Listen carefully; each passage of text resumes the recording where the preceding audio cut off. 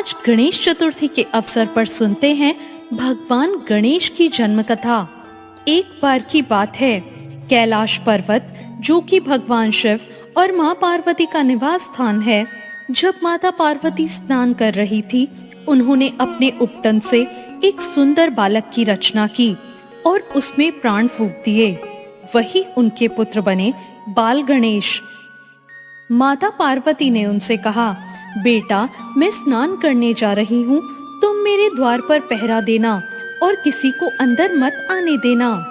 वो बालक अपनी माँ के प्रति अत्यंत निष्ठावान था। तब भगवान शिव बाहर गए हुए थे।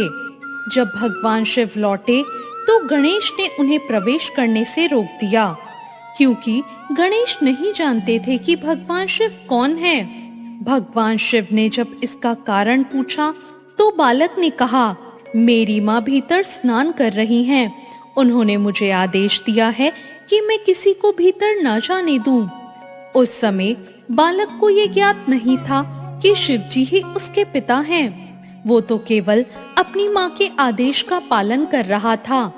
शिव जी भी बालक को पहचान नहीं पाए। अपने ही घर के द्वार पर रोके जाने से वो क्रोधित हो उठे। उन्होंने अपने गणों को आदेश दिया कि इस बालक को यहाँ से हटाओ, परंतु माता पार्वती के आशीर्वाद से वो बालक अजय था और उसने समस्त गणों को परास्त कर दिया। अंत में भगवान शिव को बहुत क्रोध आया और वो स्वयं उससे युद्ध करने लगे और उन्होंने त्रिशूल से उस बालक का मस्तक काट दिया। कुछ समय बाद जब पार्वती जी बाहर आई तो अपने प्रिय पुत्र का शव देखकर विलाप करने लगी।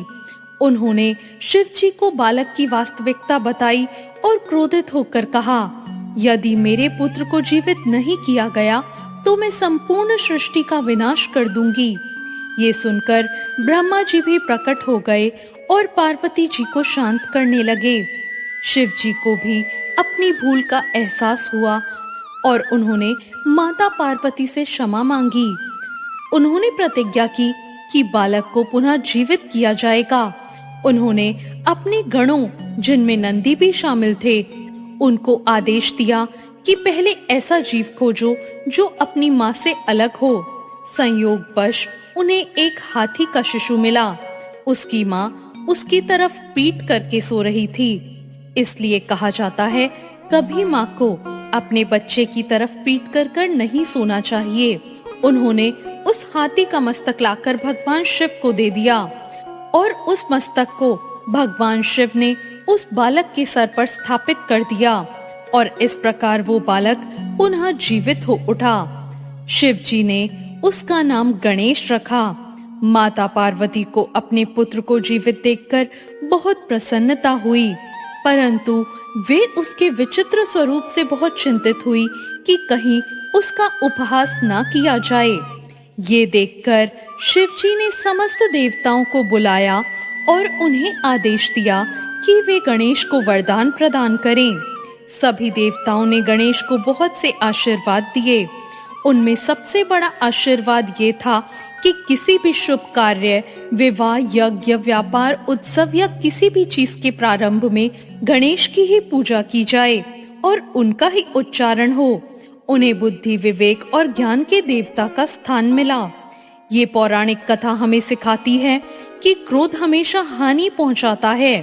क्रोधवश लिया गया निर्णय अपनों को भी कष्ट दे सकता है और कभी-कभी उस गलती को सुधारा भी नहीं जा सकता। इसलिए हमें धैर्य रखना चाहिए और विवेक से काम लेना चाहिए। आज सुनेंगे गणेश जी की कहानी। एक बुढ़िया माई थी जो प्रतिदिन मिट्टी के गणेश जी की पूजा करती थी।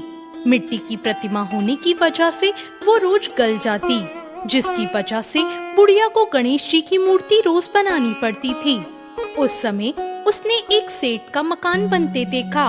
तब वो मकान बनाने वाले मिस्त्री के पास जाकर बोली, मुझे पत्थर के गणेश जी की मूर्ति बना दो। मिस्त्री बोले, जितने में हम तेरे पत्थर के गणेश जी गढ़ेंगे उतने में तो हम अपनी दीवार ना चिनेंगे। इस पर बुढ़िया बोली, भगवान करे तुम्हारी दीवार ही टेढ़ी हो जाए। अब मिस्त्री जितनी बार दीवार बनाते वो टेढ़ी हो जाती। ऐसा करते करते उन्हें शाम हो गई, पर दीवार बन नहीं पाई। जब शाम को सेठ आया तो उसने कहा, आज कुछ भी काम नहीं किया। तब एक मिस्त्री ने सेठ जी को बताया कि एक बुढ़िया आई थी। वो कह रही थी, मेरे पत्थर के गणेश जी गढ़ दो। हमने ऐसा नहीं किया तो उसने कहा, तुम्हारी दीवार टेढ़ी हो जाए। तब से ये दीवार सीधी ही नहीं बन रही, जिसकी वजह से हमें ये दीवार बार बार तोड़नी पड़ रही है। सेठ ने बुढ़िया को बुलवाया और कहा, हम तेरे लिए सोने के गणेश जी गढ़ देंगे, बस हमारी दीवार सीधी कर दो। सेठ ने बुढ़िया को जैसे ही सोने की गणेश जी की प्रतिमा बनवा कर दी, दीवार सीधी हो गई। हे विनायक जी, जैसी सेठ की दीवार सीधी की, वैसे सबके दिन सीधे करना। तो ये थी आज की कहानी। आपको ये कहानी कैसी लगी, कमेंट करके जरूर बताएं। चैनल को सब्सक्राइब करें, वीडियो को लाइक करें। धन्यवाद।